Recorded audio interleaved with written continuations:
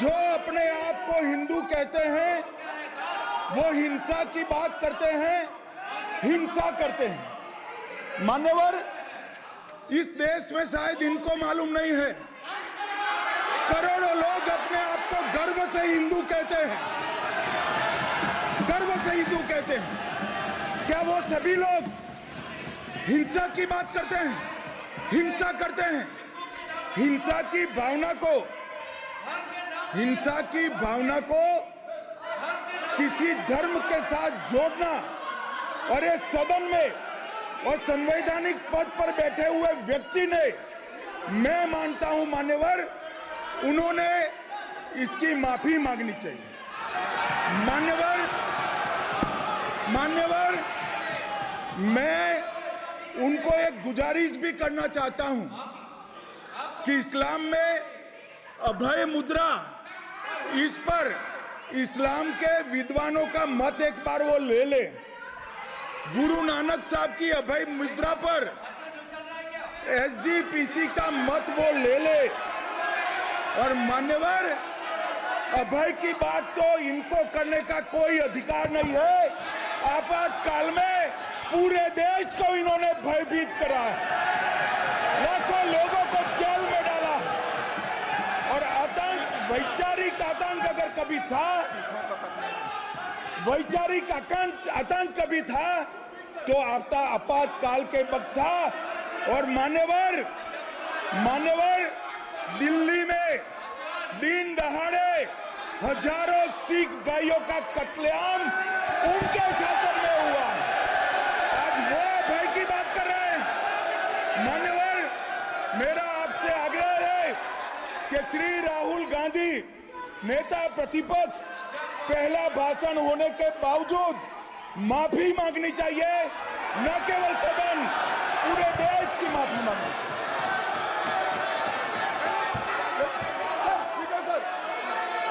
Sir,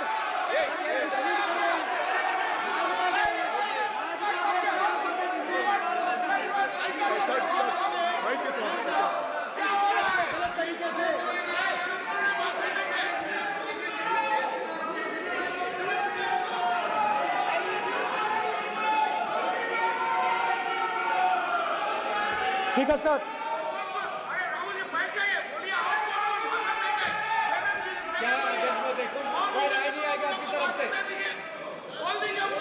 तो कल प्रधानमंत्री मोदी जी के तरफ में भी सर आप ऐसे रहिए sir. I'm not going to speak until the call.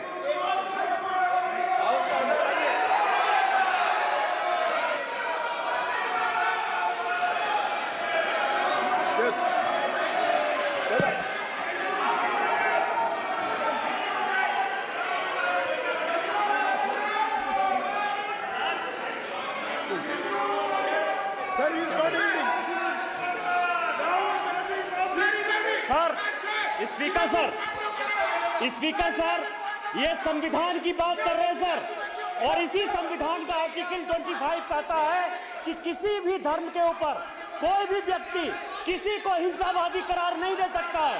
और इन्होंने हिंदू का हिंसावादी कहा है सर, संविधान का इन्होंने अपमान किया है, संविधान की झूठी दुहाई दी है, इनको माफी मांगनी चाहिए सर। ये आर्टिकल 25 है सर संविधान का, सर इनको माफी मांगनी चाहिए। आर्टिकल 25 जो है संविधान, और ये देश संविधान से चलता है, ये पार्लियामेंट संविधान से चलता है सर, इनको माफी मांगनी चाहिए सर। ये संविधान से ऊपर नहीं है सर, कांग्रेस संविधान से ऊपर नहीं है। आर्टिकल 25, कल्याण बनर्जी जी बताए आर्टिकल 25 क्या था? आप उनको बताइए, आप लोग का है क्या? पार्लियामेंट का आप लोग का है? आप लोग का जमींदारी है क्या? क्या समझते हो? पार्लियामेंट का आप लोग का जमींदारी है क्या? जमींदारी बिठा दी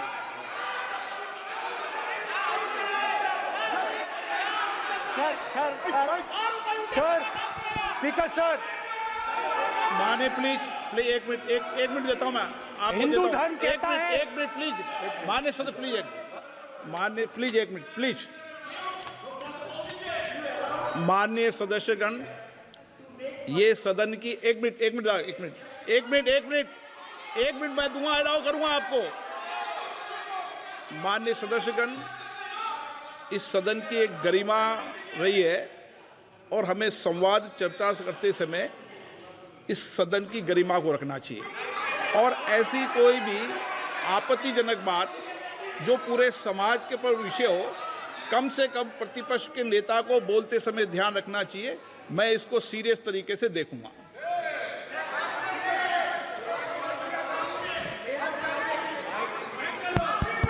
सर, अगर आप हिंदू धर्म के जो महापुरुष हैं, महापुरुष छोड़िए, अगर आप शिव जी को देखें तो क्या हो रहा है सर?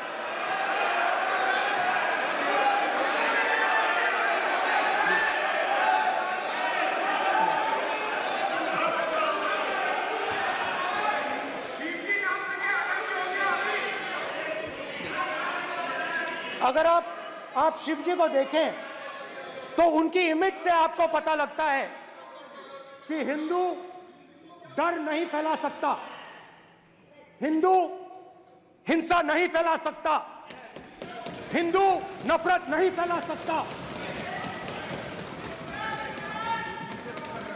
और बीजेपी 24 घंटा नफरत, हिंसा, नफरत, हिंसा, नफरत, हिंसा।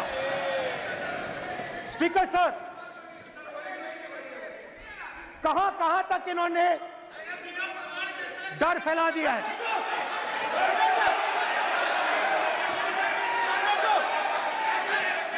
प्लीज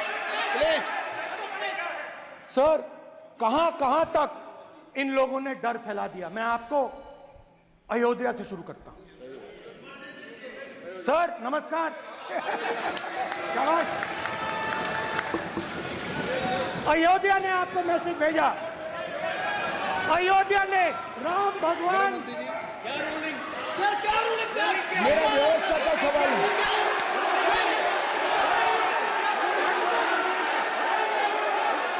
इस सदन के नियमों की पुस्तिका, इससे कुछ सदस्यों को क्या मुक्ति दे दी गई है?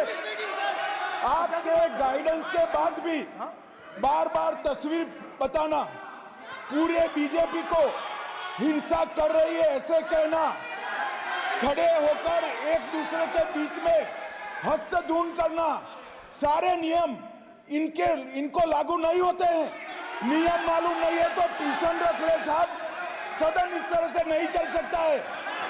ये सदन, मेरा आपसे आग्रह है कि ये सदन ऑर्डर में रहना चाहिए, नियमों के अनुसार रहना चाहिए। ये हम सभी सदस्यों का आपसे विनंती है। स्पीकर सर, एक मिनट प्लीज। माननीय सदस्यगण, आप ही किताब राम बताओ। भगवान की जन्मभूमि ने, अपेक्षा करता हूं कि अपन इसके नियम प्रक्रिया चले। नो, सब चले। नो, आपने बताया था नियम। नो,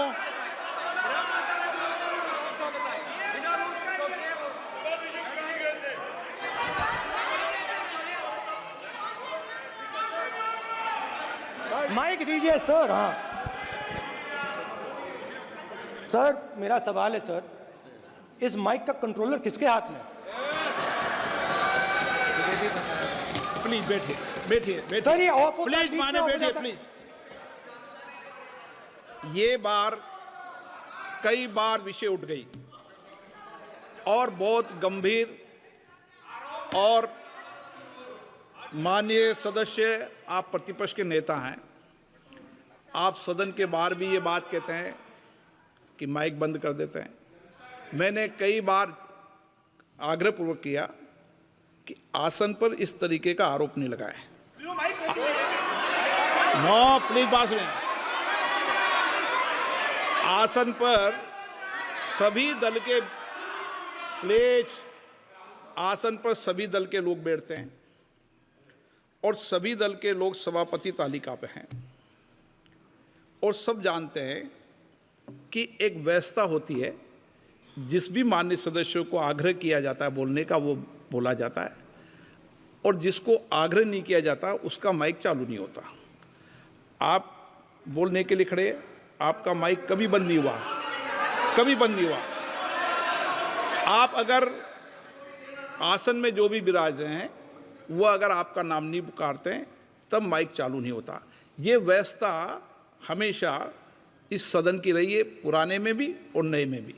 कभी आसन पे व्यक्ति पर माइक का कंट्रोल नहीं होता। दूसरा, माननीय प्रतिपक्ष के आप नेता हैं और आपसे ये अपेक्षा की जाती है कि आप लोकसभा की प्रक्रिया का संचार नियम का पालन करें, संविधान की जो व्यवस्थाएं दे रखी है उसकी पालन करें और सदन में बोलते समय किसी भी धर्म को के ऊपर ऐसा आक्षेप नहीं करें जिससे पूरे देश के अंदर विषय पैदा हो। यह आपसे अपेक्षा की जाती है। सर, मैं बिल्कुल आपकी रिस्पेक्ट करता हूं स्पीकर सर, मगर मेरे भाषण के बीच में सच्चाई ये है कि माइक ऑफ हो जाता है। मैं क्या करूं, हो जाता है वो।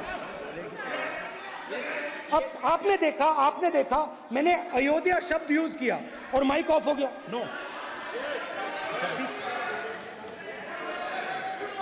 अरे ये प्रधानमंत्री मोदी जी के टाइम में आधा आधा कह रहा है क्या? तो अयोध्या ने राम भगवान की जन्मभूमि, प्लीज ब्रदर, राम भगवान की जन्मभूमि ने बीजेपी को मैसेज दिया और ये आपके सामने मैसेज बैठे हुए हैं। मैंने इनसे पूछा, कल कॉफी पी, इनसे मैंने पूछा कि बताइए ये हुआ क्या। बीजेपी ने राम मंदिर का इनॉग्रेशन किया, बोलने दीजिए, राम मंदिर का इनॉग्रेशन किया। अरे भाई आप हार गए, उसको सहन करिए। नाम बोलने की कोई जरूरत नहीं है, मैं भाषण दे रहा हूं, आप नहीं दे रहे हो। मुझे बोलना है जो बोलना है, मुझे नाम लेने की कोई जरूरत नहीं, मुझे जो बोलना है मैं बोलूंगा।